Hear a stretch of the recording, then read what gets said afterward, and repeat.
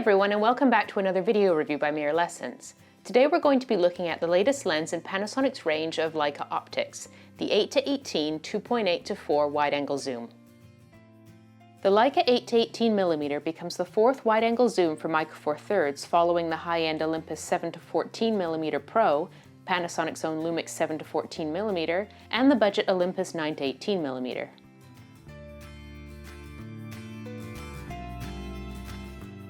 With an equivalent range of 16 to 36 millimeters and a fairly bright aperture range of 2.8 to 4, it is a very versatile yet surprisingly light and compact zoom that has been primarily designed for landscapes and architecture.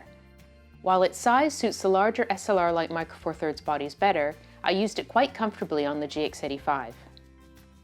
The metal build quality is reminiscent of Panasonic's other Leica DG lenses.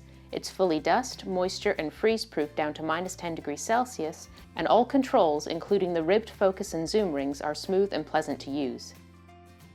Just below the zoom ring, there are markings indicating all the most important focal lengths.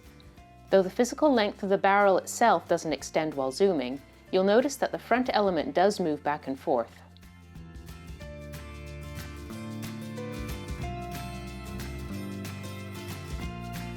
The lens features a handy autofocus manual focus switch on the side, which lets you avoid going into the camera menu to change the focus settings. It comes with a 67mm filter thread to which you can attach ND filters, a clip-on lens cap, and a lens hood with a locking catch to stop it from sliding off. As for the lens construction, it comprises 15 elements in 10 groups and a 7-bladed rounded aperture. It also has nano coating to help reduce flare and ghosting.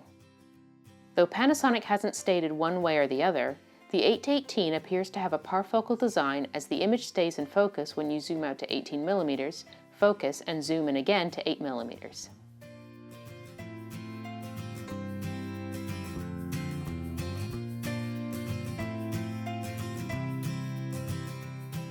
Now let's turn our attention to the optical quality of the lens.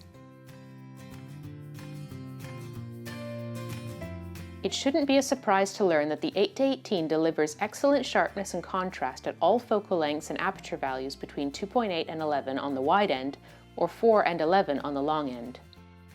At the center, the best performance can be found at 5.6, though 2.8 at 8mm, 4 and 8 are never far behind. Beyond f11, diffraction softens the image.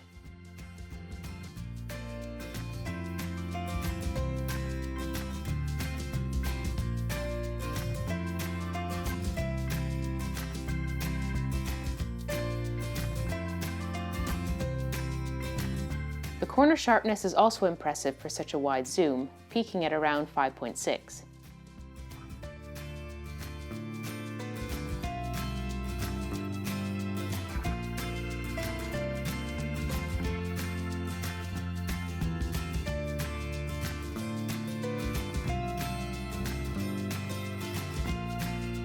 When shooting at the lens's closest working distance of 23 centimeters, the results are once again excellent. Here it's a toss-up between 4 and 5.6 for the sharpest value. Those interested in astrophotography will be pleased to know that chroma is very well contained in the corners at the widest angle and the fastest aperture. Being a wide-angle zoom, it would be unreasonable to expect a stunning bokeh, but you can achieve interesting results by focusing close to your subject and using the fastest aperture available.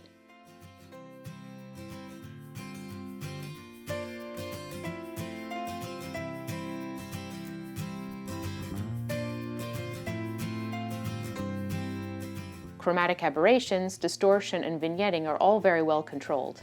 The only mild example of chromatic aberration I found was in a backlit situation along a castle turret, whereas vignetting is only visible at 2.8. As for flare and ghosting, you may come across some examples while shooting into direct sunlight, especially at the widest angle, but it appears to be more resistant than other Panasonic products I've tried in the past.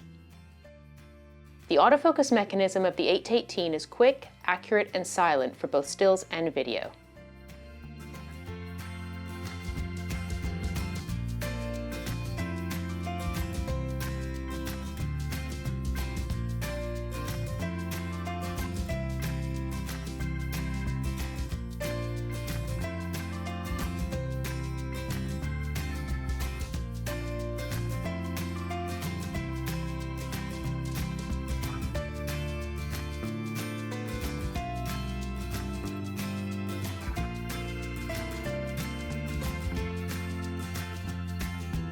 Manual focusing is easy thanks to the accurate fly-by-wire focus ring and the assist found on Lumix cameras. The time it takes for the lens to go from the minimum focus distance to infinity depends on how quickly or slowly you turn the focus ring. Unlike other Leica DG lenses, the 8-18 lacks optical stabilization. This means you have to rely on the in-body stabilization of your Micro Four Thirds camera to achieve stability at slow shutter speeds. Before testing the Leica, I wasn't convinced that it was bringing anything new to the table, seeing as there are already 3 wide-angle zooms for the system. However, having used it for a few weeks now, I have to say that I'm a convert. Not only is the optical quality superb and the zoom range extremely versatile, but it's also fairly compact and light, especially when compared to the Olympus 7-14mm Pro, the only other premium wide-angle zoom for the system. In our tests, it proved to be the sharpest of all the wide-angle zooms, albeit not by a lot. Another big advantage is that it comes with a filter thread, so you don't need to buy a third-party adapter to use ND filters with the lens. The only small drawback is the lack of a constant 2.8 aperture for low light work, but the 2.8 value is available for astrophotography if you use it at the widest angle. Finally, if the $1,100 price tag puts a damper on your enthusiasm, you can always turn your attention to the more affordable Lumix 7-14mm or the Olympus 9-18mm.